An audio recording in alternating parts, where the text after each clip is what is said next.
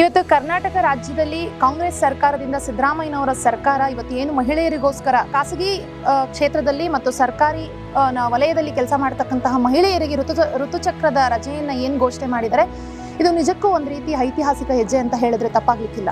ಎಲ್ಲೋ ಒಂದು ಕಡೆ ಇವತ್ತು ಹೆಣ್ಮಕ್ಳು ಇತ್ತು, ಬೇರೆ ಜಾಗತಿಕವಾಗಿ ನೋಡ್ಕೊಂಡ್ರೆ ಬೇರೆ ಬೇರೆ ರಾಜ್ಯಗಳಲ್ಲಿ ಈಗ ಸ್ಪೇನು, ಇಂಡೋನೇಷ್ಯಾ, ವಿಯೆಟ್ನಾಮು ಇಂಥ ಕಡೆ ಎಲ್ಲ ಇತ್ತು, ರಜೆಗಳಿತ್ತು, ಘೋಷಿಸಿದ್ರು. ಆದರೆ ಪೂರ್ತಿ ಪ್ರಮಾಣದಲ್ಲಿ ಏನು ಖಾಸಗಿ ಕ್ಷೇತ್ರದಲ್ಲಿ ಕೆಲಸ ಮಾಡತಕ್ಕಂಥ ಮಹಿಳೆಯರನ್ನು ಸೇರಿದಂತೆ ಅದು ವೇತನ ಸಹಿತ ರಜೆಯನ್ನು ಕೊಟ್ಟಿರ್ತಕ್ಕಂಥದ್ದು ಇವತ್ತು ಕರ್ನಾಟಕದಲ್ಲಿ ಎಲ್ಲೋ ಒಂದು ಕಡೆ ಕರ್ನಾಟಕದ ಕಾಂಗ್ರೆಸ್ ಸರ್ಕಾರ, ಅದರಲ್ಲೂ ಸಿದ್ದರಾಮಯ್ಯನವರ ಸರ್ಕಾರ ಹೆಣ್ಣು ಮಕ್ಕಳು ಪರವಾಗಿದೆ ಅನ್ನೋದನ್ನ ಮತ್ತೊಮ್ಮೆ ಸಾಬೀತುಪಡಿಸಿದೆ. ಈಗಾಗಲೇ ಗೃಹಲಕ್ಷ್ಮಿ ಮತ್ತು ಶಕ್ತಿ ಯೋಜನೆಗಳನ್ನ ಕೊಡ್ತಾ ಮಹಿಳೆಯರು ಸಶಕ್ತವಾಗಿ ಸ್ವಾವಲಂಬಿಗಳಾಗಿ ಬದುಕನ್ನು ಕಟ್ಕೊಳ್ಳೋದಕ್ಕೆ ಎಲ್ಲೋ ಒಂದು ಕಡೆ ಅವರು ದಾರಿದೀಪವಾಗಿದ್ರು.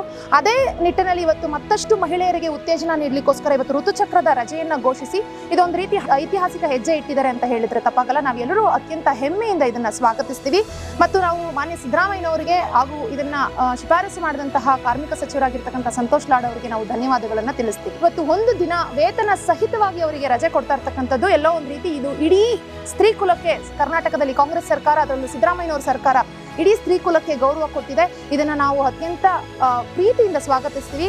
ಇಡೀ ಕರ್ನಾಟಕದ ಮತ್ತು ಎಲ್ಲ ಹೆಣ್ಣು ಮಕ್ಕಳ ಪರವಾಗಿ ನಾನು ಕರ್ನಾಟಕ ಸರ್ಕಾರದ ಮುಖ್ಯಮಂತ್ರಿಗಳಾಗಿರ್ತಕ್ಕಂಥ ಸಿದ್ದರಾಮಯ್ಯನವರಿಗೆ ನಾನು ಧನ್ಯವಾದಗಳನ್ನು ತಿಳಿಸ್ತೀನಿ.